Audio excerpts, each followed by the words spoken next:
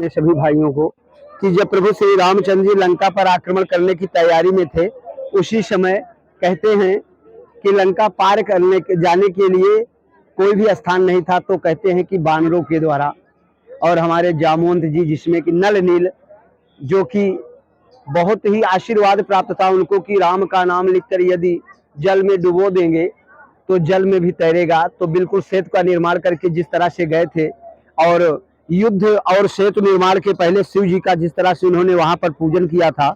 वो देखिए यहाँ पर आप लोगों को दिखाई देगा। उसके बाद सेतु निर्माण होता हुआ, तो ये सब हमारे कृपालु जी महाराज की कृपा से,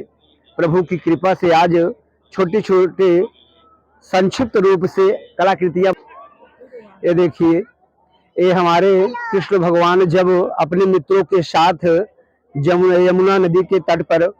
खेल रहे थे और गेंद यमुना के अंदर गया, उसके बाद जिस तरह से उन्होंने जा करके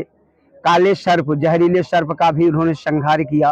और कालिया नाग जिसे कहते हैं, और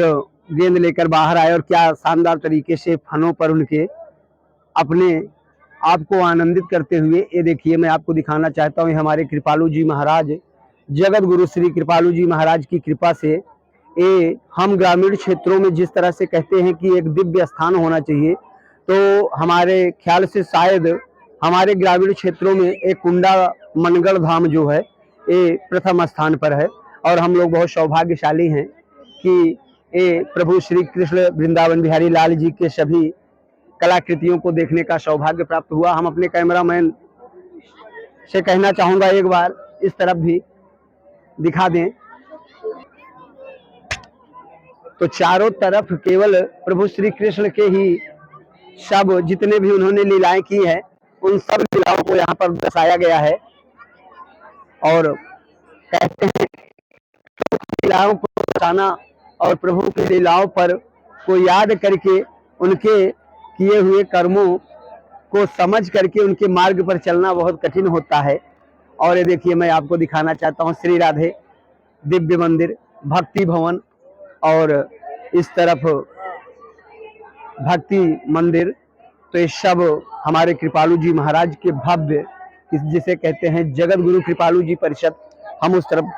दिखाना चाहेंगे आप लोगों को। तो एक बार अवश्य जब भी आप लोग यहाँ आए तो जरूर मनगढ़ धाम आए, क्योंकि यहाँ आने के बाद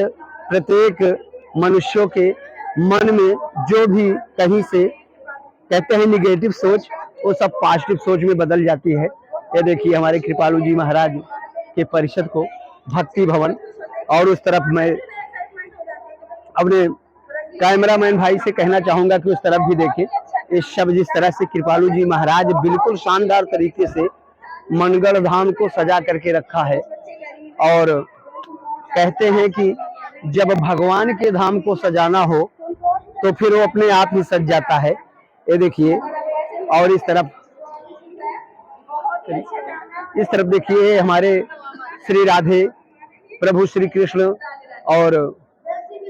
ये देखिए दिव्य मंदिर, क्या शानदार तरीके से बहुत ही दिव्य मंदिर बनाया गया है। और यहाँ की एक बहुत बड़ी विशेषता कि यहाँ पर आपको 1 रुपए का खर्च नहीं है,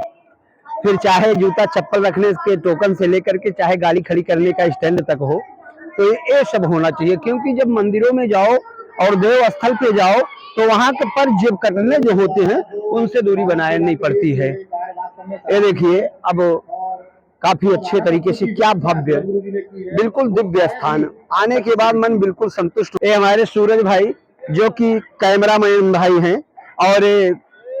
कहते हैं कि प्रयागराज की कॉमेडी, इनका यूट्यूब भी चलता है, तो मेरे भाइयों एक बार जरूर आप लोग यूट्यूब पर इनको सर्च करें और अवश्य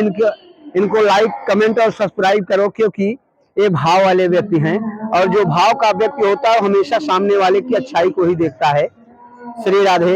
और ये मैं हूँ, तो खूब हमारे वृंदावन बिहारी लाल की कृपा हमारे सभी भाइयों पर बनी रहे, और खूब सब आनंद के साथ हमारे सूरज भाई और जो कि प्रयागराज की कॉमेडी। तो मैं निवेदन करता हूं कि सब लोग बिल्कुल इनके यूट्यूब को भी सब्सक्राइब करें, और जब भी मनगढ़ धाम आए तो अवश्य प्रभु का दर्शन करें, और हमारे श्री वृंदावन बिहारी लाल के सुंदर सुंदर छोटे छोटे लीलाओं का अनुसरण करें और